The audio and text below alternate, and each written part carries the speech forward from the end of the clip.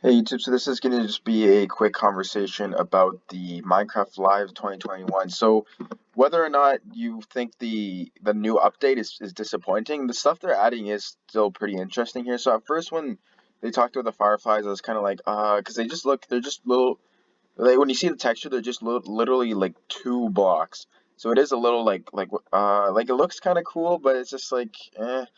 But then when I got to know about the frogs, like they actually got to eat them. That I thought that was really cool.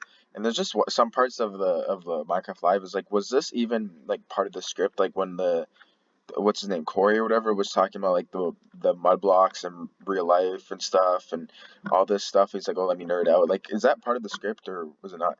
Obviously, the lay wins. It's kind of obvious the lay was gonna win. The glare is just totally useless. And the copper golem is kind of just weird.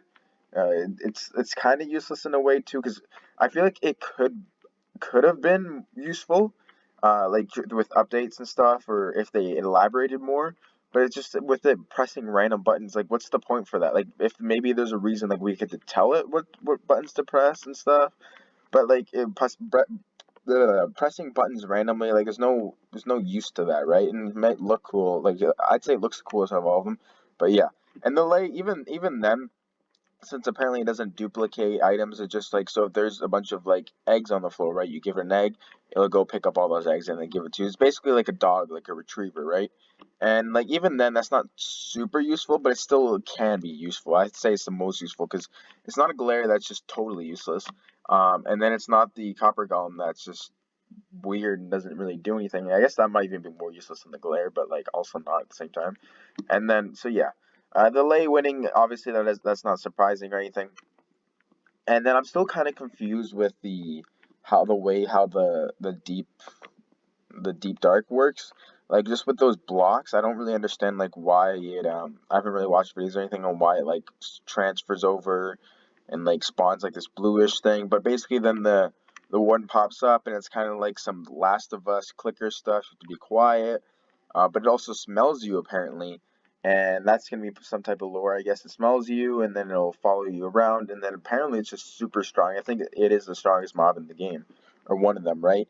And yeah, so is this like a new type boss? How many are there gonna be? Is there gonna be one in each section, or is there gonna be multiple in each section? Um, because with the Wither you can spawn multiple, right? But it's technically only one. Same with the End Dragon, even though you can bring it back, but there's technically only one, right? So with this, is there going to be multiple? Is it like a mini boss kind of like the Ravager? So then we have like the mud blocks, we have the tadpoles, we have the variation of the frogs, which is really cool. I actually do like that, how the frogs jump around. And what Agnes said, like how they're derpy and cute, that actually does make sense because they are just really derpy and cute at the same time. And I thought it would look weird seeing like the tadpole grow from a tadpole to a frog, but no, it doesn't look like the transition doesn't look natural, but it doesn't look super weird, just them randomly popping into a frog.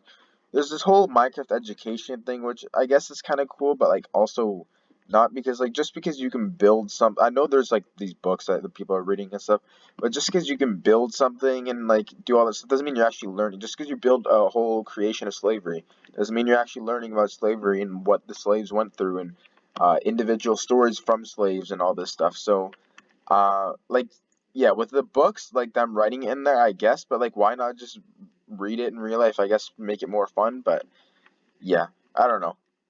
I feel like it's also harder to write a book in Minecraft than IRL. Just more time. I don't know actually. Um, and the whole mock they had there sitting down was actually pretty cool. So this isn't an in-depth analysis or anything.